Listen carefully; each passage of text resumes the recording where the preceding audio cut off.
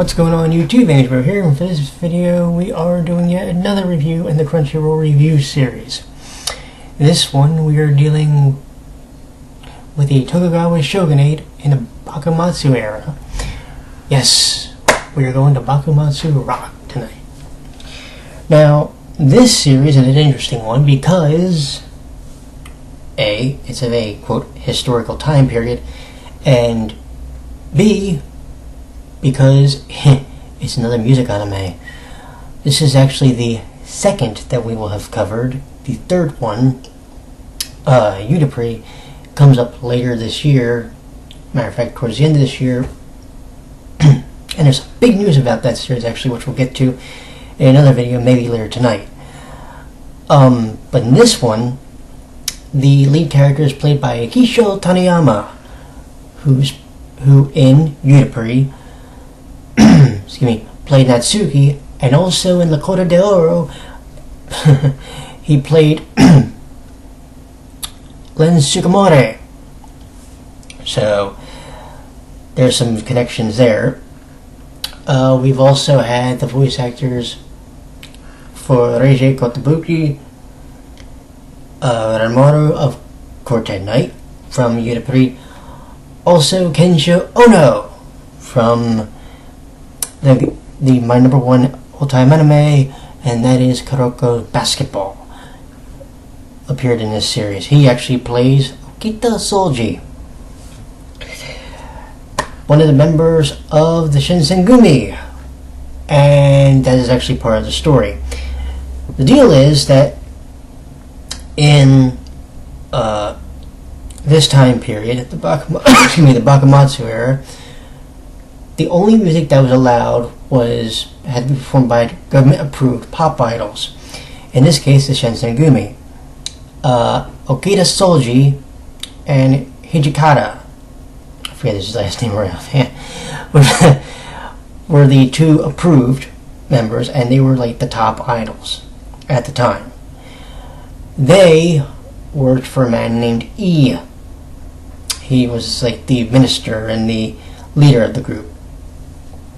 Well, there was also another young boy who plays a key role in the series, because he, for the longest time in the series, befriends Sakamoto, Shinzaku, and Kogoro, three of the people who would end up forming a band early in the series. What is not known is his actual role when it comes to being aligned with E yet. Okay? That's the key here. What you also find out is the government was really strict about rock music. If you tried to play it, there was a good chance you were getting arrested, or you were getting your instruments burned. Now think about that for about 2 seconds. The government forcing you to listen to music that they wanted to. Could you imagine if that actually happened in the real world today? You know how many people would flip their shit? Enough, trust me. So you take this story, and it initially starts off as a battle of the bands, so to speak, between Okita and Hijikata versus Kogoro, Shinzaku, and Sakamoto. Well, it ends up eventually becoming a very unique twist with the members of the Shinsengumi, and a very unique friendship also. Oh, by the way, I should also mention that this was my first time hearing about what a pizza margarita is. I actually want to try one now, because believe it or not, Ryouma Sakamoto's profession is, outside of being a musician, he also works at a pizzeria in this time period. And I was thinking about that. I was in there going, well, that's not exactly far-fetched. And it's something that I can deal with. Alright. Now, we also have to talk about whether or not this series was actually good as far as story and plot progression and character development. the story plays out almost like, well, not almost, it pretty much plays out like Period does. You start building up to the formation of something, and eventually some stuff starts happening, and one of the characters ends up having a bit of self-doubt, and all kinds of shit goes on. Believe me, it happens in Udapri.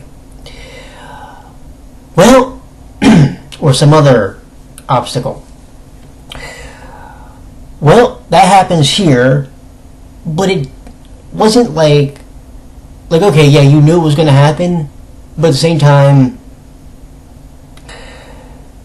it kind of made you go, okay, and it still affects you emotionally to some degree.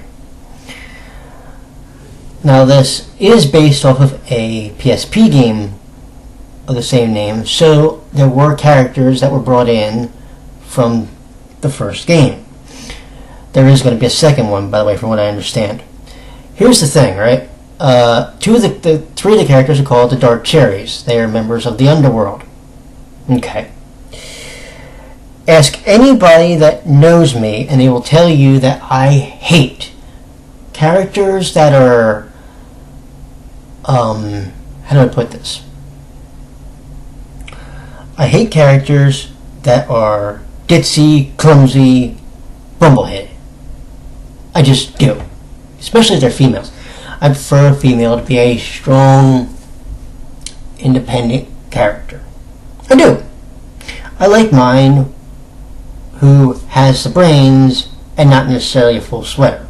If you have both, more power to you. That's all I'm saying. In this case, when we got to those characters, I kind of went, because I didn't like them one bit. Now, somebody did explain to me that those characters were a parody of the way women were in that time, and because of the fact that this series is based off of a PSP game, that they had to basically be wrote the same way. Now, I understand that. I can't wrap my arms around those types of characters and go, I just shut my brain off and go, okay, I have that problem. Do you get what I'm saying? One thing that was interesting was like the plot twist when it comes to one of the leaders of the Shinsengumi named Kondo. Because you see, part of the plot was he wanted Ryouma's group at the time before they got to Akita and Hijikata. He wanted them to be able to hear their music and just, be bystanders. It was like, alright. What they didn't like was that they were singing the government song and they weren't singing what they wanted to in many respects. But what ends up happening towards the end, or towards the end of that part of the story, kind of makes you go, now I get it. And when you see what happens and the change of the characters in Hijikata and Okita, Soji Okita, you go, okay, that works now. And then you can go on about your business with the story. Especially when you find out that Kensho still has his ability for some magic. Because there's at least one part where I like to call it pulling a Kuroko. And he does a little bit. If you don't know what I mean, he pulls a bit of a magic act when he magically shows up at one point in the series. And that really helps actually the development of those two characters, because when they start believing in Sakamoto's music and the message that he wanted to convey, everything just goes, got it, yes. And it really, really, really works out in the long run. Now, With this all being said, the development being pretty good, and the story development, while typical of some other music genre animes, such as La Coda del Oro and even Yuta Pri, the predictability, while there, doesn't detract from the story. It actually in some ways enhances it, because even though you know it's coming, it helps you connect with the characters easier, which is something that I always like to be able to do. I always like to be able to take myself and go and convey and connect and convey with the characters that I'm watching. And believe me when I tell you, the ending of this particular season, it may be the series, who knows, this particular season and the ending I got works just fine for me. Do I recommend this series? Yes, believe it or not, I do.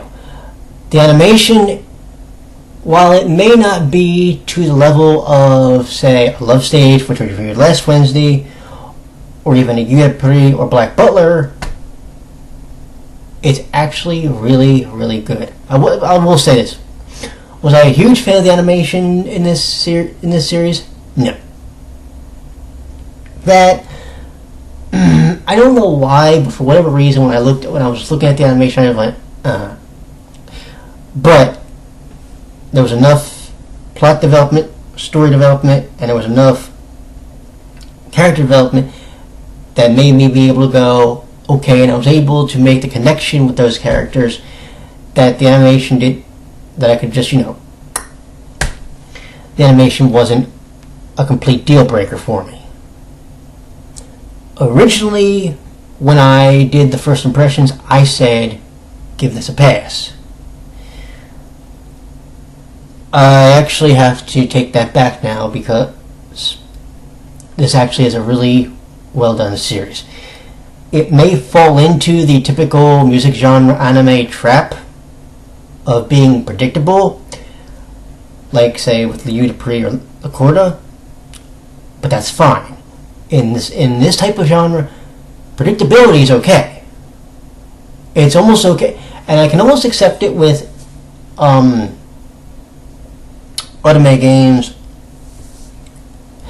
because you kind of want to know kind of how it flows, and that works here. So I don't have an issue with that, and I will say that if you're going to watch this series, it's 12 episodes long, and believe me when I tell you, even though the episodes are like 23-24 minutes a piece, they don't feel like 23-24 minutes. They actually feel, in some cases, like they go right on through. So do give this series a shot, and I promise you, you will not be disappointed, especially if you like the Cordero, El Paso, and especially if you like Yuta Pri. You won't be disappointed. Trust me.